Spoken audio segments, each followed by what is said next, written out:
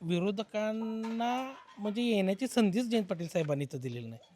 कारण की असं एकही काम नाही की नंदिवाले समाज हा जयंत पाटील साहेबांपर्यंत गेला आणि जयंत पाटील साहेबांनी नाही म्हणलेलं नाही, असं एकही गोष्ट नाही. आम्ही कधी पण साहेबांना मागू दे, स्मशानभूमीसाठी निधी मागितला, स्मशानभूमीसाठी साहेबांनी 10 लाख रुपये निधी दिला. त्याचबरोबर रस्त्यासाठी निधी मागितला. असंच बैठक नुसती साहेबांशी अशी बैठक झालेली, त्यामध्ये साहेबांना बोलता बोलता चालता चालता म्हणलं, साहेब आम्हाला रस्ता पाहिजे. साहेब म्हणले किती लाख देऊ? आम्ही म्हणलं 25 लाख द्या. 20 लाख रुपये साहेबांनी लगेच मंजूर करून दिला. ह्याला म्हणतात नेतृत्व. ना कोणत्या लेटरची गरज आहे, ना कशाची गरज आहे. नुसत्या एका शब्दावर साहेबांनी 20 लाख रुपयेचा रस्ता मंजूर करून दिला व दुसऱ्या दिवशी म्हणजे कामाचं गांभीर्य बघा.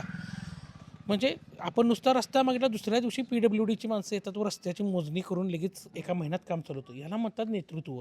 नाहीतर विरोधकांचं कसं आहे, यायचं, तुम्हाला हे करून देतो, तुम्हाला ते करून देतो, तुम्हाला हे देणार, अमुक देणार, तमुक देणार. एकदा बोललं की ते गायब होतात, पण पुन्हा ते पुढच्या इलेक्शनला पंचवार्षिकलाच येतात. तो एखादा धूमकेतू कसा 50 वर्षातनं 5 वर्षातनं एकदा येतो बघा, तसं विरोधकांचं काम आहे.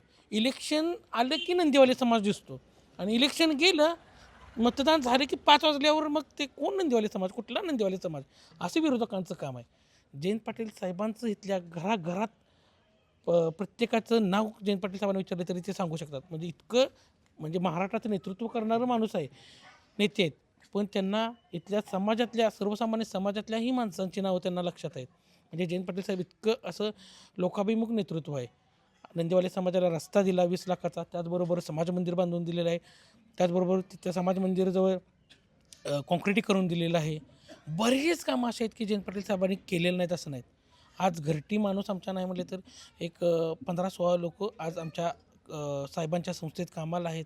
म्हणजे इतकं काम म्हणजे साहेबांनी सार्वजनिक कामाबरोबरच एका कुटुंब जगवायचं सुद्धा काम साहेबांनी केलेलं आहे. अशाच नवनवीन अपडेट्ससाठी डिजिटल कोल्हापूर चॅनेलला सबस्क्राईब करायला विसरू नका.